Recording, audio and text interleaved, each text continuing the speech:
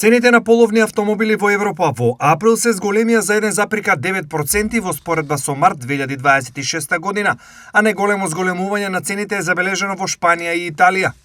Растот на побарувачката за половни возила го потврдуваат и податоците на големите платформи за продажба на автомобили, според кои цените на автомобилите стари помеѓу 10 и 15 години се зголемиле за околу 9% на годишно ниво, или за околу 500 евра. Овие возила најчесто завршуваат на пазарите во регионот, вклучувајќи ги Србија, Босна и Херцеговина и Македонија.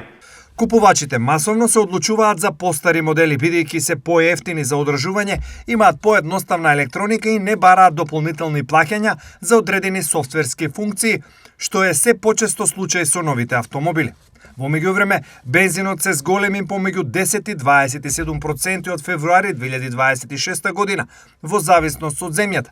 Цената на дизелот во Германија, Франција и Италија надмина 2 евра за литар, додека во Холандија долго време е над 2,5 евра. Директна последица од ваквите околности е што се повеќе граѓани се откажуваат од купување нови автомобили и се свртуваат кон пазарот на половни автомобили, кој станува се поскап поради огромната побарувачка. Податоците го потврдуваат тој тренд. Во Шпанија цените на половни автомобили се повисоки за 3,8% на годишно ниво, а просечниот автомобил е поскап за околу 500 евро од минатата година. Сличен тренд е забележан и во Италија, каде што во април е регистрирано зголемување на цените од 4%.